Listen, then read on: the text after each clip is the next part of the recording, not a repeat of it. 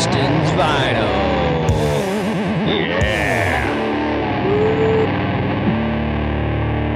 Hey. Yeah, one day we'll have lyrics for the I theme gotta song. work on the lyrics. Yeah, that's okay. I kind of like it with no lyrics though, because I think it's a little more mysterious. You know what I mean? Yeah.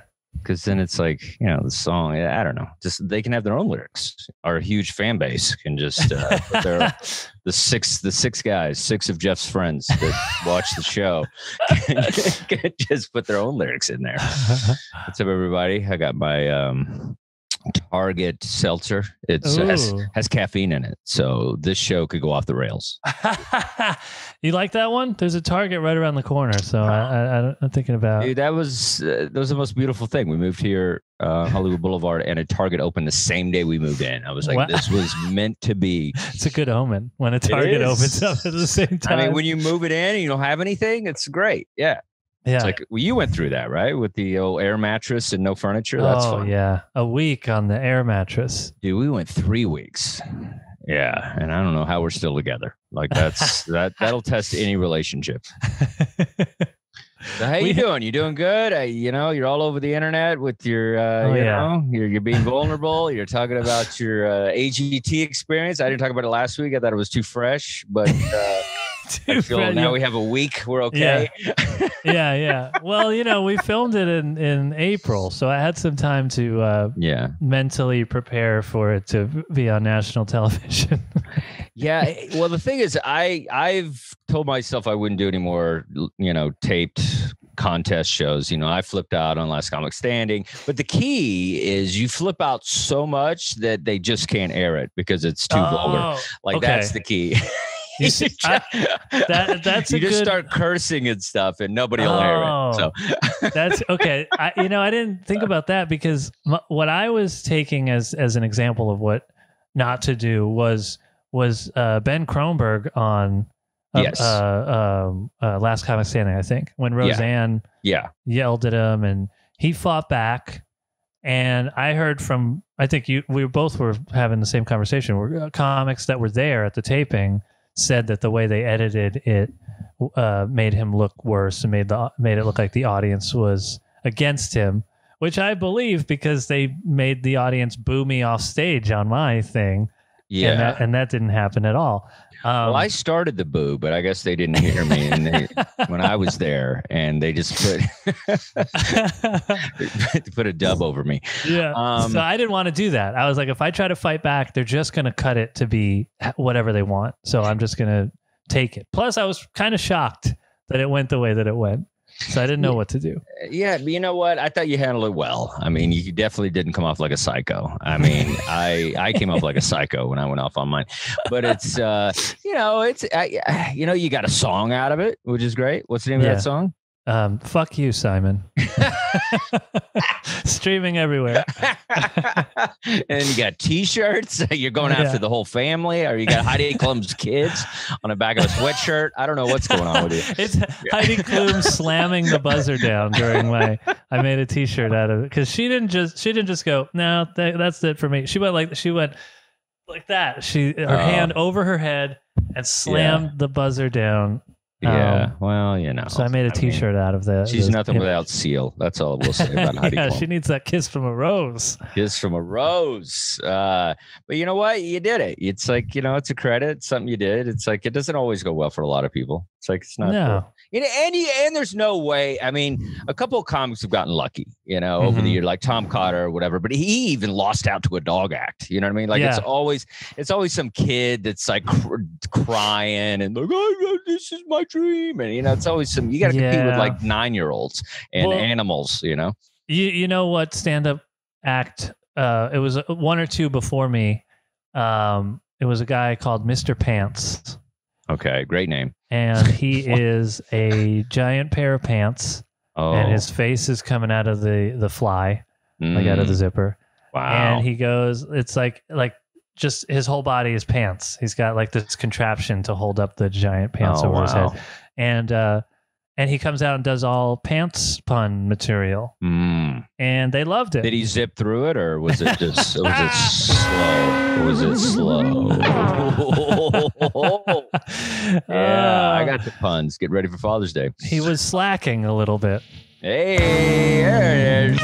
There it is. We'll be here all week, guys. Yeah, but they loved him. 4 yeses. For Mr. Pants. I think Gallagher did that in '82 on his special. Like it's, he might have. He had the big couch. Pants. I remember. He did. I think he did giant pants. But you know what? It's all right, dude. We love you, and I think you're turning it into something kind of funny. And it's with the music and the T-shirts, and not letting it go. I think it's time. It's time to let it go. I think. Yeah. Well, you got merch coming. You can't let it go at this. Not until you sell out all the XLs and mediums. You can't. Oh yeah. Oh, well, those are just made to order. I'm not gonna have inventory of those T-shirts. That'd be a hard way to let it go. Just every day, you're just like silk screening a T-shirt. Just like, yeah, this is great. I'm fine. Yeah, everything's totally cool. Yeah. Well, you're making money though. That's the key. You're making money off of them. I'm trying. That's all right. You didn't miss much. I think Wendy Lieberman went on and didn't place. That's a fantastic crazy. comic. She's one of my favorites. Yeah. And then Michael Winslow is on there, and like from Police Academy, and like it's always weird when you see people like that on there. Yeah. But you look good on TV. You had the nice red jacket. You had the red shoes. You were crushing it. I think Terry Crews liked you. He liked. Yeah. I don't know if they showed. I don't know if they. Yeah. He in real life, he told me he liked my outfit. I don't know if they aired that. Oh, okay. Did they? Did they air the thing? I didn't see I actually didn't see the whole episode. I just saw the clip. I think he might have said nice outfit or something. I don't know. And then he said, he asked me, he didn't say I looked like Weird Al, but he asked me if I was a fan of Weird Al. Oh, so I don't think they aired that. They didn't air that. No. And then he said he's friends with Weird Al. So the part that I wish that they would have aired, because I mentioned, which also got edited out, that I grew up watching Howie Mandel, Bobby's World and stuff like that. But then Howie Mandel was like, "What, are you calling me old?" Which was probably the first sign that it was not going to, like, that they were supposed to hate me, because he's like trying to make it like we're fighting. That's so stupid. That's so stupid. So afterwards, after they told me that I sucked, Terry Crews is like, "Oh man, it must have been hard coming from your hero." And I was like, "Whoa, I don't know about hero. I don't know about that." Which they also didn't air. But yeah, see, that would have been funny. They didn't give you a chance. No, they didn't want me to. You thought Howie Mandel would have some sort of comic code, because it's like, I thought. Well, he didn't. He didn't buzz me. And that's good. That's a comic code. He could have buzzed you. And he was like, "It doesn't really matter what I say, so I'll just say yes." So, I mean, he didn't say he liked yes. it. And then okay, well, you didn't tell me that. 1 out of 4. That's not bad. But you still slammed him in your song. You're like, "You haven't been funny since I put a rubber glove on your head." Yeah, I mean, fuck Howie Mandel. He didn't try to turn them into, he didn't go, "Come on, this guy was great." He was just like, "Oh, okay, it looks like that's the kind of stuff I've inspired." Yeah. Like, he didn't say anything nice about it. Hilarious. He was just like, "Yeah, I guess I'll say yes, because it doesn't matter." Well, that's all right, because Jeff and I were on Zoom the whole week, and you were actually on a national television show. So you win. You win. So winning feels weird. It does feel weird. All right, let me bring in our hooligans later on the show as well. Ladies and gentlemen, our co-hosts of the Dustin's Vinyl, Adam Holtz and Jeffrey Paul, everybody! All right. What's up, guys? How are you? All right. Mr. Pants, huh? Mr. Pants. He was a nice guy. How are you going to follow Mr. Pants? I know, that's genius. I followed Mr. Underwear at a Elk Lodge once. That was rough. I can't imagine pants. He bought me, well, I don't drink, but he bought me a seltzer water at the hotel bar after the show. he was like, "Just get a drink, man. It's on me." I'm now a fan. So, and he remembered. He's from New York. He remembered me. He wasn't doing the pants thing when I was still in New York, but he was like, "Yeah, we did some shows together. I remember you." Nice guy. Yeah, I would love it if he just starts talking about Bill Hicks or something. You're like, "Dude, you wear a pants over your head. Like, you can't talk about real comedy." It's crazy. That was hilarious. Well, good to see you guys here on Dustin's Vinyl pre-taped edition.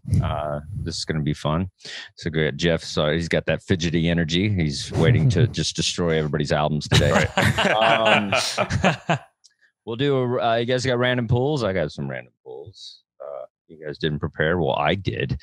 Let's see. Let's start. First of all, it's June, which is African American Appreciation Music Month or something.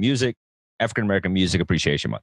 So next week we'll do some more African American artists. I'm going to pull out one of my favorite blues artists. Is Albert King. Is one of my favorites. You don't hear him a lot. A lot of people don't. He's not in the conversation, but he should be. I think he's one of the greatest guitarists in blues. Is just really good stuff. This is the Lost Session. This is kind of just some stuff that they archived later, and it's really good. You know, if you just want your I love blues. I mean, there's nothing better than putting on blues and just, you know, kind of just feeling it and absorbing it. It's really good stuff on vinyl. Down the Road is one of my favorite songs. Down the Road I Go is one of my favorites. And yeah, this is a good one. Got this in New York at the comedy. What is it? Not comedy. Village Music World, which is on Bleecker Street. My buddy that one down there. That Jamal. Dude, the guy. Yeah, that guy's great. Jamal. Yeah. So you get a chance. Great. And then last week, Anthony got some free records, but he did not quite get the scores that I got. I helped somebody kind of hang their TV, and they gave me Jack White's album "Help Us Stranger," signed by the entire band. Wow. Signed by the whole band. You gotta get that framed. Yeah. Well, you know, I'll frame it eventually, but I figured I'd show it on the show first. That's pretty cool. But, yeah, it's signed by the whole band. Wow. I actually haven't listened to the album yet. I've been waiting to kind of get into it. I do love Jack White. I'm a big White Stripes fan, but this is a 219 album. So it's I guess one of the newer ones, and he's touring now. Yeah. He just put one out. Yeah. He just has a new album out. Is correct. Yeah. Okay. Yeah. So I'm excited to listen to this one and get into it. Anthony, what do you got there? I'm still going through all the free ones I got from my friend. Okay. And I haven't listened to this one yet, but Smothers Brothers. Smothers Brothers. That's right up your alley, buddy. Curb Your Tongue, Nave. I don't know. Yeah, Smothers Brothers were they were pushing the envelope way before anybody, man. And they were doing it through song and deadpan. And it's like, the Laugh-In was like kind of their platform. They, were on that show. Yeah, they're really good, man. That's like, I read their book. Like they're just, they're just, kind of, they're another group or band or duo that doesn't get talked about as much as they should. Yeah. But, and I love that they got heckled one time by Harry Nilsson and John Lennon. Oh, hilarious. What was the heckle? Give Peace a chance? I don't know what. I think they were just yelling. They were both really drunk. It was when John was doing his Lost Weekend thing. What was that, like a year where he was on the West Coast away from Yoko, just partying. They called it the Lost Weekend. Yeah, I think so. Yeah. I think you call that a bender, but you can say Lost Weekend. It sounds a little more mystical. That's what they call it. Yeah. So he hung out with Harry Nilsson a lot, and they got drunk and. It's called getting laid. Yeah. Getting laid. Jeff knows about getting laid. What's up, buddy? Yeah. What's up? How are you doing? And so, doing good, guys. Jeffrey, what's your record this week? What do we got here? We're getting right into it. Okay. Well, we've been talking for 10 minutes. Yeah, no, man. I'm glad I rediscovered this record. I've been listening to this. I loved it. Linkin's Park Meteora, 2003. Big album for them. Sold over 27 million copies. It's the second album from Linkin Park. And the first album was a blockbuster, Hybrid Theory. It was good. But I think this record takes it to a different level. I think Linkin Park is pretty much the leaders of like the new metal sound of the early 2000s. I love the pacing of these songs, especially the first song, Faint, which is it was not the first song off the album, but it's my favorite song off the album. I think the whole album has a cool industrial electronics sound to it. That's on display in songs like Don't Say and Don't Stay and Numb. Numb is the classic mashup, Jay-Z absolutely loved it. He sampled a lot from this album and then did that mashup. And I think, with when Jay-Z did do this with them, it really helped, I think, Linkin Park expand their audience a little bit more. I think this album is a heavy album. It's hard. It has savage riffs to it, but it also has like a little sense of balladry. I love the contrast in the back and forth between Mike Shiona, who's the raps most of the songs, and the soulful, beautiful voice of the late Chester Bennington. I think, he was always one of my favorite. I mean, like right from, the first song I heard from, which I think was One Step Closer. I was always hooked by this band. This album, there's a lot of sampling and scratching, which makes, I think, for kind of a listening, an interesting listen on this album. I think when you compare this album to Hybrid Theory, and I think a lot of people do, because this, it's probably their two biggest albums. I think this album is more introspective. I think it's more personal than any album they've ever done. You have a lot of songs on here about depression and anxiety. I think that's evident in songs like Breaking the Habit and Somewhere I Belong, which is another song that, I love it. It's one of those songs I just, got to play it one more time. I just really, really good. I like that they also kind of like a little bit of like a musical experimentation of the time. I think this was an important follow-up album for them.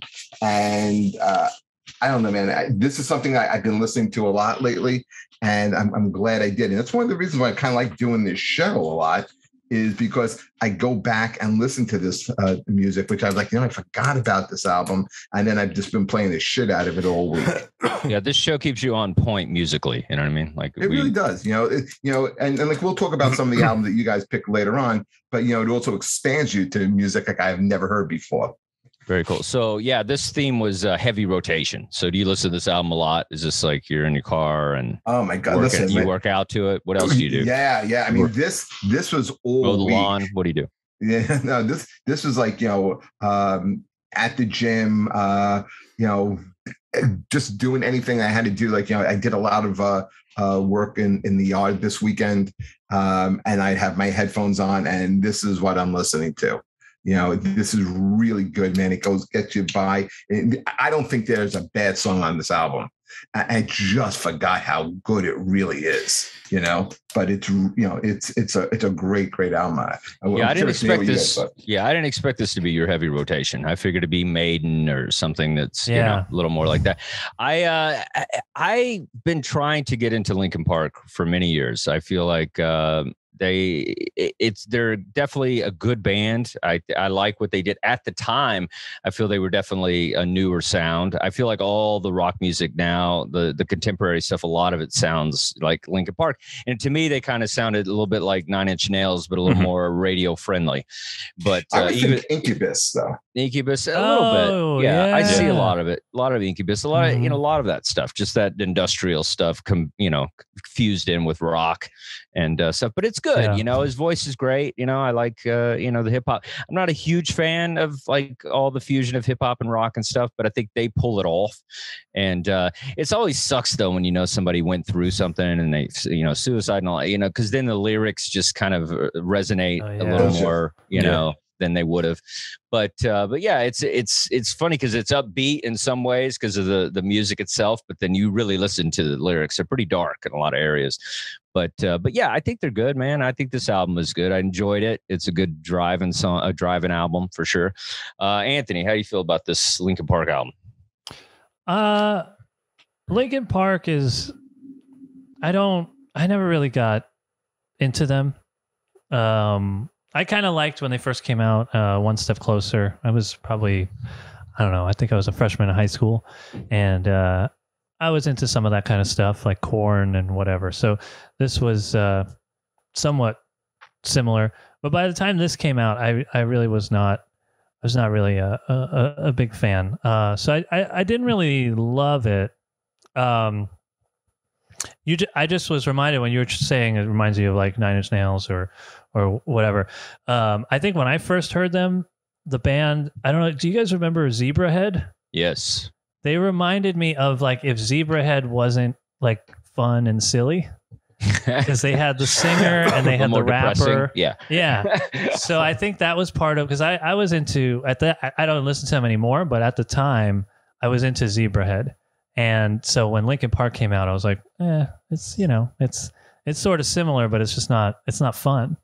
And so, you know, I thought this was, it's fine. It's good at what it is trying to do. I think a lot of the scratching now kind of sounds dated to me, that kind of stuff. But at the time, it was pretty fresh. What album is In the End? It doesn't really matter. What album is that on? Hybrid Theory. That's the first. Yeah, that's the first album. Okay, yeah. That song got a lot of airplay. Yeah. Yeah, that song was it does sound a little dated, but you know, I think it still holds up far as, you know, just enjoyable music. But Adam, how do you feel? I feel like this is up your alley. I never really got into Linkin Park. They were more of they came out, I think it was my senior year of college, and Linkin Park would be at the end of the night. If me and my friend, you know, were absolutely hammered, we'd end up back at the door and playing this, pissed off. But this is every weekend, right? or to get fired up for parties. You know, we had this, we had Korn, Limp Bizkit, Deftones. I was more into Limp Bizkit than Linkin Park. I kind of thought Linkin Park sounded the same. All their songs. I mean, Limp Bizkit pretty much sounds all the same too. I never really got into Meteora. By the time Meteora came out, I was already listening to more indie rock. I was listening to The Strokes, The White Stripes. So at that point, nu metal for me was just a very kind of short time frame. But going back to this album, I was surprised at how many hits were on this too. There's a lot of great songs. I think it's a little bit too angsty for me now. I think, but I was thinking of Nine Inch Nails when I was listening to this. And I mean, I loved Nine Inch Nails in high school. I think if I was in high school when Hybrid Theory, when Meteora came out, I would be listening to that. I think I don't really connect to it as much now. I'm not really into the rock rap fusion and for the most part, I don't know. I don't know if nu metal's really aged too well either. That's where the comparison that you guys bring up with Nine Inch Nails, you lose me a little bit, because Nine Inch Nails was harder. You know, it was just Trent Reznor, and you know, these guys, you know, along with Incubus and Korn, I think it's more of like a fusion of rap and singing, you know. So that's why I don't see the industrial part of it. I see the influence in it. The influence, and then just like I said, kind of a radio friendly version of something. Exactly. Radio friendly, right? This was all over FM radio. Yeah. They and really MTV. it. Yeah, I mean, it's, you know, it's definitely good, but heavy rotation. You know, I could see you just driving your Mercedes, you know, just with your baseball cap backwards, just getting into some Limp Bizkit. That always makes me happy. Very cool. All right. So, get that album, guys. And let's go to Adam. What do you got for us, buddy? All right. So I went with probably the most recent album. And I got to pull it up on here. But this is the 10th studio album from the band Spoon. Oh, 10? Lucifer. Yeah. 10th Lucifer on the Sofa. And it just came out a few months ago. And I'd say if for heavy rotation, I'd probably put their album They Want My Soul, which was two albums before this. But I just got this. I feel like they're one of the most consistent rock bands in America. And every single album I've heard of theirs, and especially their last three, They Want My Soul, Hot Thoughts, Lucifer on the Sofa, have just been perfect rock records. They're, you know, they for this album, Britt Daniels was saying this is an album that he wanted to reflect good times. And I think it's a really fun album too. Did you like the show with Jimmy Walker? Dynamite. Dynamite. Okay, you say.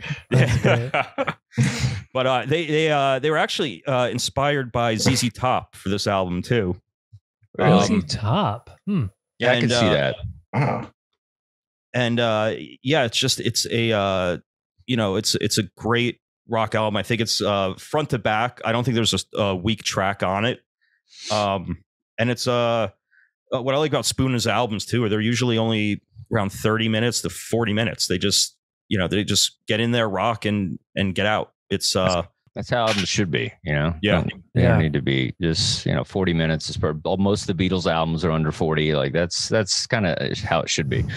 Jeff, I know you're itching. What did you think about? I'm not really itching on this one because I didn't get a chance to listen to it hard because this album came in a little late, and so I was listening to Linkin Park. I was listening to Dustin's album, and then I had never heard of Anthony's band and started, listening to that. Yeah. And, we'll talk about Anthony's band. But so I really kind of like focus on the other two. I don't know much about Spoon. I don't have too much really to add about him. I mean, did you listen to the album or no? Or you just didn't? I didn't get a chance to listen to this. Oh my God, here we go. Jeff not doing the homework. You got to get the album in on time. You were listening to 4 albums. You're hilarious, dude. Yeah, you got to get it in. I like that he puts it on everyone else. Last week we did the movies, music movies, and your movie you didn't see. I know. This week. Poor Adam didn't get his album listened to. But somehow it's Adam's fault. Maybe if poor Adam gets we all listen to Linkin Park. We all listen to Linkin Park. Well, who was the first one to give their album? Okay, Me. we get it punctual. God forbid Adam rock and roll's not always punctual. Rock and roll's not always punctual. Anything. God, you know that. You work with rock stars. Sometimes they come in a little late. That's what happens. Axl Rose get their album in. Yeah, Axl Rose didn't come on stage till an hour and a half. Right. Sometimes he's still making up some of those shows from the 90s. What about you, Anthony? I'm sure you listened to it. Yeah, you made the time. I did. I liked it. I remember when Spoon first came out. What was that song? The Way We Get By or whatever. Yeah. That song. I liked that song. I don't think I bought the album, and I didn't realize they put out 10 albums since then. I kind of just forgot that Spoon existed. So. This was cool. It kind of brought me back. I know this came out this year, but it was reminding me like of the 2000s and the 2010s, stuff like the Fratellis and stuff like that. It was taking me back to those days. Kind of fun and just, it's fun kind of indie rock, which, I don't know, there's not a lot of bands, I don't think that's what indie rock sounds like today. Right. So it was kind of a throwback, which I liked. I thought it was good. Yeah, I wasn't familiar with Spoon. I did a little research on them. They're an Austin band, which I love. I didn't even know that. Yeah, and just the fact that they were in the 90s doing music, and then, you just haven't heard. And I think that happens a lot of times. A lot of bands get lost, It's like there's bands that are good and they're solid, just like there's comics, that don't get recognized. They're great. Same with bands. And it just because they're popular doesn't mean they're good. We know that. Jeez Louise, we've seen the Hall of Fame inductees. But the thing is I think, this was good. I like the first half of this album. I felt like the first half, I could see the ZZ Top a little bit. It was a little more guitar heavy up top. And then it got, just traditional Adam depressing for me. A couple of songs, little just kind of hide the razors, that kind of thing. But it was good. It was definitely a good band. You could tell they're in sync together, and it's like it was a good listen. I would definitely listen to it again, and I would definitely seek out some of their earlier stuff as well. Because and I just love the idea of an Austin band, because there's so many good kind of Texas Austin bands that don't, that are just out there playing clubs and little places and stuff. And, I would definitely like to see them live as well. I feel like they can play. Oh yeah. And and then there was a female voice at some point, right? Was that later in the song? And I thought there was one song with like a female singer that they kind of collaborated with, or maybe I'm just imagining things. But that might have been Astral Jacket. Maybe, yeah, I think, and that was a cool song, and yeah, it was good. I enjoyed it. I thought it was, just definitely just good rock and something interesting. Maybe a little Weezer in there, a little bit of everything, just a little, just some different sounds that are nice. It's nice when you listen to a band and you're just like, oh, I haven't heard that before, and so I think they had kind of their own thing going, which is always a beautiful thing with music. Very cool. All right. So we will go with my album. And this is the opposite of that album. This album sounds like everybody, but I don't care. Jeff got me hooked on the band The Struts, which has been nice fun. I think Jared Freed, one of our comedian friends, got him hooked on it, and then now. Oh wow! I didn't think Jared listened to that kind of stuff. Yeah, Jared, he's got vinyl as well. You wouldn't think it, nice. But so yeah, this is the debut album. Everybody Wants by The Struts. This album is fantastic. It's this band, they paid their dues in Britain. They opened for the Rolling Stones. This album actually came out in Britain in 2014, and I think it hit the top 50 list, and it was like doing pretty well. And then they had just an amazing North American tour. So they decided to kind of re-release this album in America, and they added 5 extra songs. They added Merry Go Round, Oh Switcheroo, Young Stars, These Times Are Changing, and Just Call Anyway. And so they added those songs, and then they remastered and re-recorded the other songs that were already on the album. And so it's kind of a re-release, and it's such a great album. There's not a bad song on here. It's a really good pep up album. Leah and I play it before shows. Like when we're like, okay, we got a show coming up, we'll put on Roll Up is a great intro song. And then Could Have Been Me is one of the great anthem songs to anybody that's ever done any sort of artistic endeavor. It tells you, it's like, you take that chance, you take a risk, you don't want to be this 9-to-5 depressing, whatever, like you could have had a chance. It could have been me, so it's like a really good upbeat. It has a, strong Queen influence on this, this band is very Queen, but he's got such a great voice. And, it was really funny. I really love Could Have Been Me. It's one of my favorite songs. And then I was on a plane, and, I was watching movies on the plane, and then Sing 2, which is like this animated, I don't know if you've ever seen it. It's like an animated kind of a Pixar kind of thing. And they have animals, and it's basically like all these animals, or like a fox and a pig, and they're all trying to be like, they're on like American Idol show and stuff, and they do all the singing stuff. And then all of a sudden this like fox, like character starts saying Could Have Been Me the entire song, and it almost ruined this band for me.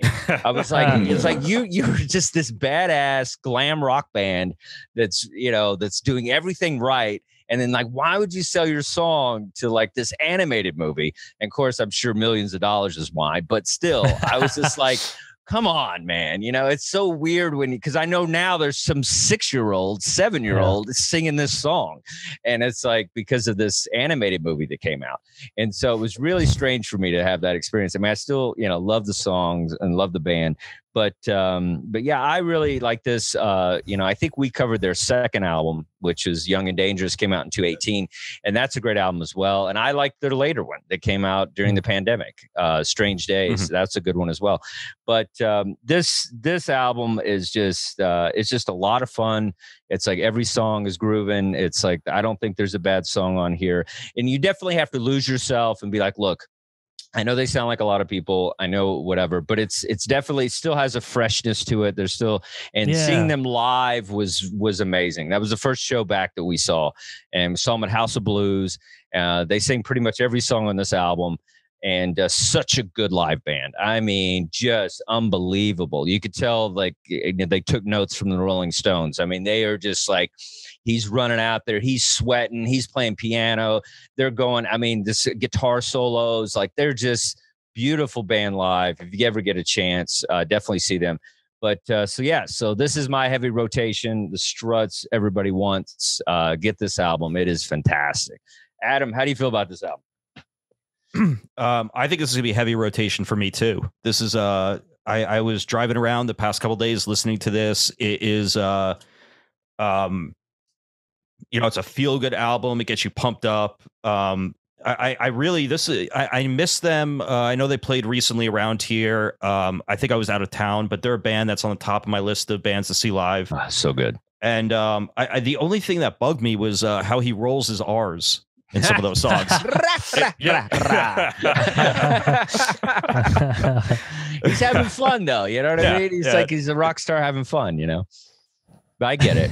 It is kind of weird, but it's kind of his shtick. You know what I mean? Everybody has. It's just like this little theatrical flair that he adds to it. Very theatrical band. Like they're just a lot of fun. But I could see where that would be a little weird if you're not ready for it. Yep. Yeah, but I think they're going to be in LA September 1st. You guys should come up. Yeah, we could all go. Maybe I'm already here. I think they're with that band that Jeff likes. I forget. Said Hailstorm or something. Do you know where they're playing? Yeah. I'll find out. Somewhere, it might be an arena place, but it's somewhere around here. That's an arena show. Yeah, that'd be good to see. That's amazing. So, Jeff, I know you like the Struts. You like this album? Yeah, I love the Struts, man. I love Luke Spiller. He is the front man for me in this new life. And I don't think there's a better front man, like a young up and coming band frontman than Luke. Maybe the guy from Dirty Honey is really good, but Luke has it all. Everybody wants debut album, great album. I couldn't agree with you more. Love Could Have Been Made. It's a great catchy song. What a great song! Like if it's your first time listening to the Struts and you're picking it and you're going in chronological order, what a way to get introduced to them. I love the swagger of this band, especially Luke. And I mean, the guitarist is great. What always scared me a little bit about them is that I was always afraid they would get ignored or be put in like a pile with a band like The Darkness, who would come like 10 years earlier. You kind of like mentioned in Rolling His R's and he's theatrical. Yeah, well, so was The Darkness. But if you look past it, they were really good and they were interesting. They were fun. They stood out. I think the opening track, Roll Up, a strong, catchy song, like an anthem type of a song. That's another good one. And Luke always gets compared to Freddie Mercury, and rightfully so. But listen, man, he stands out. He stands out, and he has a sense of humor, which I think is so endearing about him. You can look at a bunch of bands, and they all got the singers all look the same. They all kind of have the same look to them. Luke doesn't. He's different, and I'm waiting for this band to break out. I think if this was any other time, but now these guys would have been major. They're breaking out now. Point. They're totally breaking out. I hope so, man. Yeah. I think Put Your Money on Me could have been a song that could have been on a Sweet album. Remember the band The Sweet? That's what they kind of remind me of. But I can't say enough good things about the Struts. I really do believe they are in the top 3 bands that will bring back rock and roll. And when people say who's going to be the next arena act, I think it's the Struts. Mm-hmm. Yeah, they're so good. I mean, come on. Sing 2 is a big deal. So they're definitely on the rise. But Dustin, I'm kind of glad to hear that they did do that, because listen, man, it costs a lot of money to go on the road and to do it right. And so listen, if you can make some money, it's not really selling out. It's like selling in, because you gotta support. There's no money to be made in these albums anymore. It's true. It's just you have to see it though. If you see the thing, you'll see why it's kind of silly, because it's like this little Fox character. It's just I don't think they needed to do that. They're making plenty of money. They're selling out everywhere. They're doing great, but at the same time, I'm sure it's just difficult. As long as if I see them on a car commercial, I might be done. But if they just do this, that's okay. I can deal with it. But yeah, I think they are kind of saving rock in a lot of ways, because nobody rocks anymore, or the thing is with them, it's like, who's the band? They sound like Led Zeppelin. Who's that band? Greta Van Fleet. Yeah, Van Fleet. Whereas I feel like, a lot of people got excited about them. But their influence, of Led Zeppelin, it got so bad though. I think it turned people off, where too much. Yeah, but they grew as a band in their second album. The only reason why you don't hear from them right now is because their guitarist got sick and they're not touring. But they won Grammys. Rival Sons. They won Grammys and stuff. So they're they're definitely. I don't put any stock into Grammys. Yeah, well, I do put it into popularity. It does help popularity. So if you really, you're insane. You're trying to tell me a band doesn't win a Grammy that more people don't hear about them?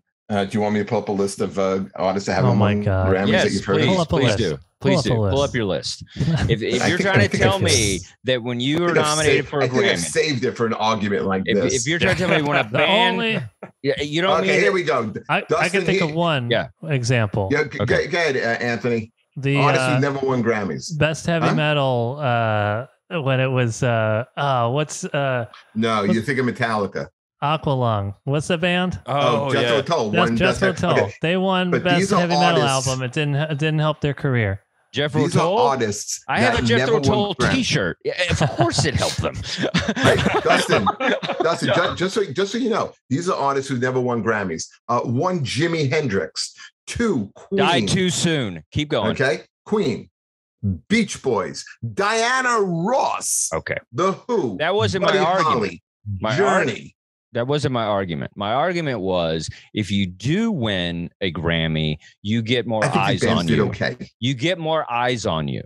That was my argument. Not saying that it makes you a better band. My argument was more people, exposure, youth, people tune in, people hear about your name is all I'm saying. It's a platform where you get more exposure. You cannot deny that. It is. It's just a real thing. But I understand what you're saying. There's a lot of great bands that didn't get a Grammy. That's not what I'm saying. I'm just saying, like, when a band gets a Grammy nomination, then people go, they may have not ever heard of them. They get to hear it through, especially now with social media. Any type of notoriety is good. Yeah, absolutely. Of course. That's semantics. I'm just saying specifically about the Grammys making people known. That's all I'm saying. It's like that, whatever. Anyway, the fact that, they did a lot of Queen covers. And so they actually did an album that was later than Young and Dangerous. It was all Queen's covers. So they're embracing that Queen thing. Like they're not running away from it. Whereas, Van Fleet or whatever. Greta Van Fleet, where they're like completely like their back is up about it. Like, because Robert Plant made a reference saying they sound like Led Zeppelin 1. And, and so, and everybody talks about it. So, and they were just kind of like, we don't sound like Led Zeppelin anymore. And then like their new album was different. And they're like going out of their way to not sound like them. Whereas like this band, everybody says they sound like Queen and they release Queen covers. So they're embracing it.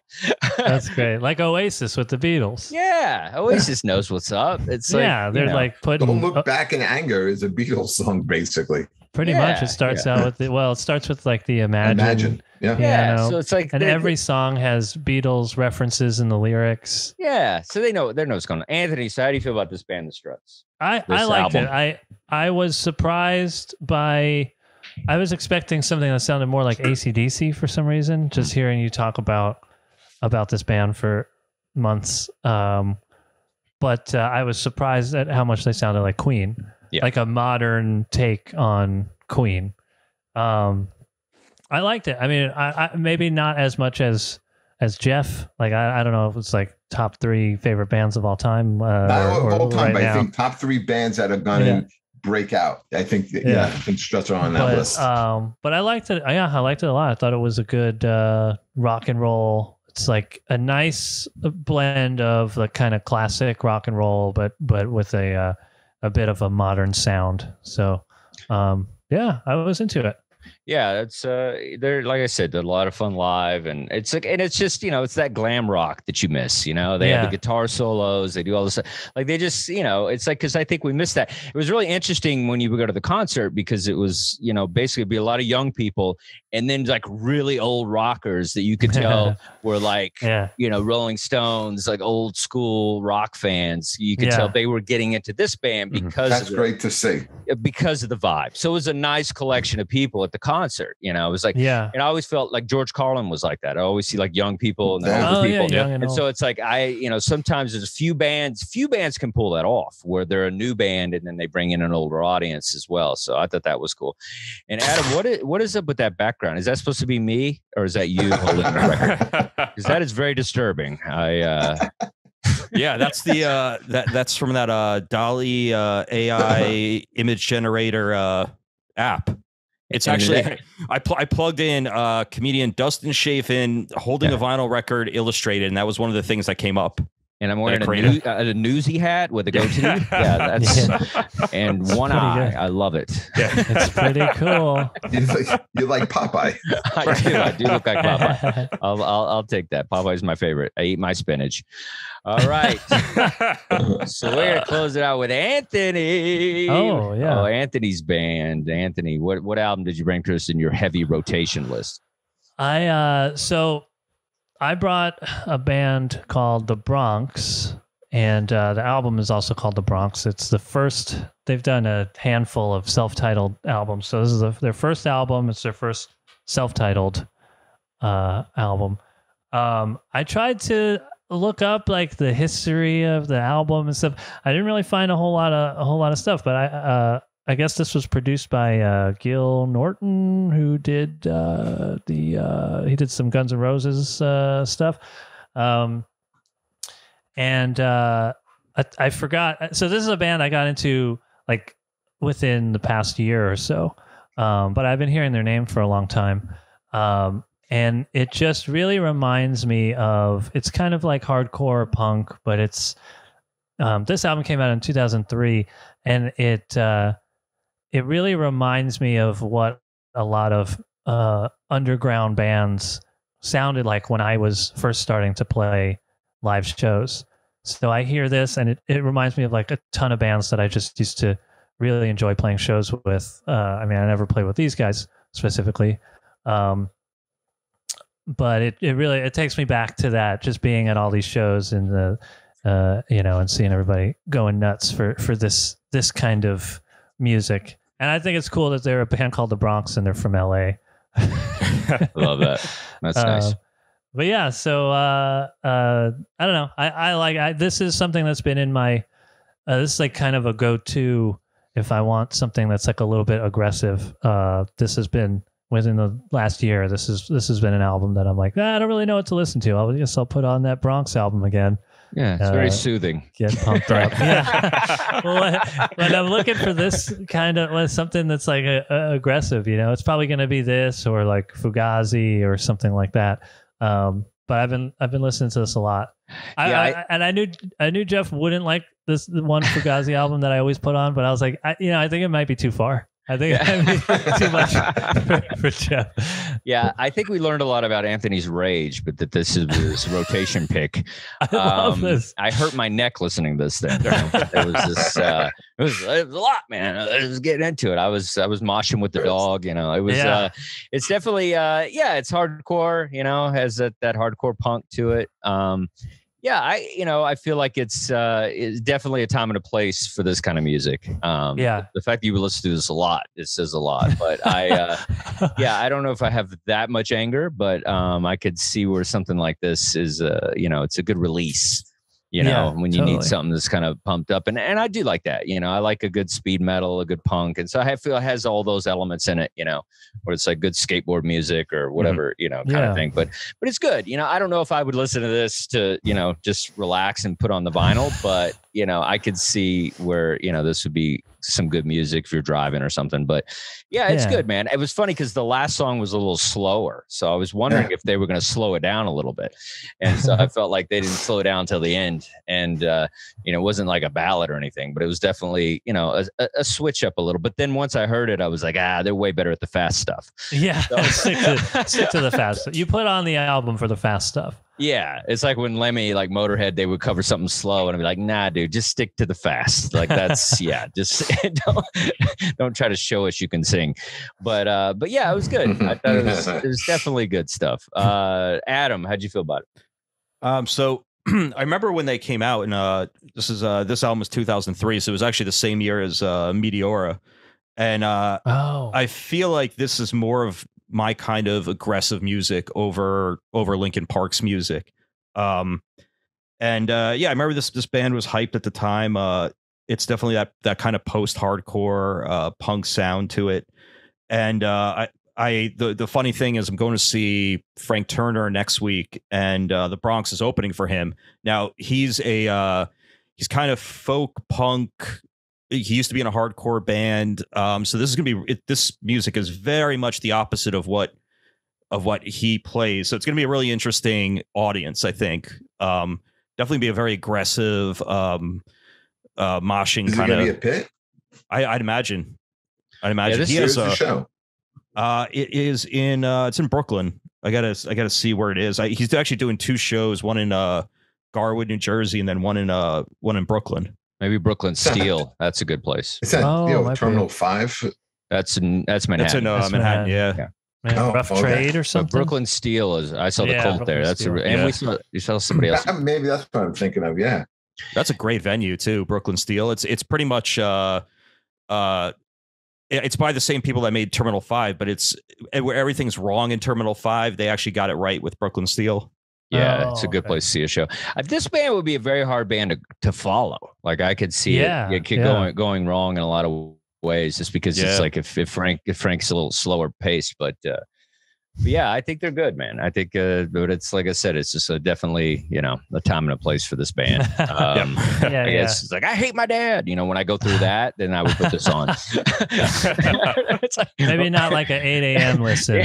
Yeah, I mean, maybe if you're trying to like get pumped up, it'd be a good gym song. You'd probably you'd hurt yourself at the gym if you played this. Yeah. It's like, going running or something. This is the kind of stuff. Like a lot of times, I'll listen to Black Flag or something like that when I go running. So I'd probably put this on.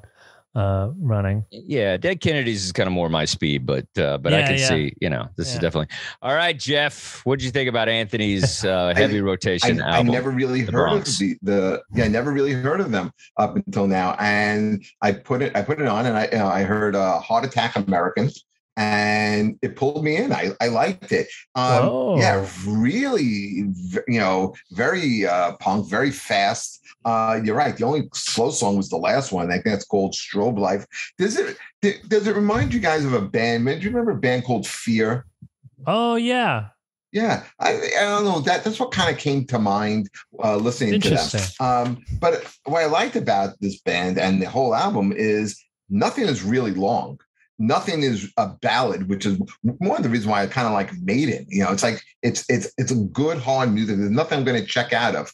And if you didn't like something, anyway, it was over really quick. So I kind of liked it, but I thought their songs were kind of like a little bit hooky. Like I said, I thought Heart Attack American was a great song to open with. Yeah, I kind of liked them. I don't know what the rest of their albums are like, but I don't, but I wouldn't be opposed. Like if I was going to go to a concert and they were opening the show, I'd go early to check them out. Nice. Yeah, we're just happy that you actually listened to the album. So you got to get the album in on time, Dustin. I wake up early. I wake up extra early to listen to the music. Just so you know, you can always wake up a little early. You can set your alarm clock, Jeff. They have those now. Beep on your phone. They have those. You beep on your phone. I'm up before all you guys. Yeah, well, no, not me. I'm an insomniac. I'm up at like 6, 5 o'clock in the morning. You're not up before me, buddy. I'm posting at like 5 a.m. So that's nobody's up before me. Yeah, it was good. This was good today. Heavy rotation. I think everybody has music that they just kind of have on a loop. So this was a fun show. All right, guys. Well, thanks for listening and watching Dustin's Vinyl. And, to get out there and support new music, old music, record stores, get it out there because Anthony's going to play something. And what do you got there, buddy? You're going to play us out? I was just going to play the little riff again. Yeah. Thanks for listening, everybody. All right, everybody. Take care. Rock till you die, baby. Rock till you die. Yeah.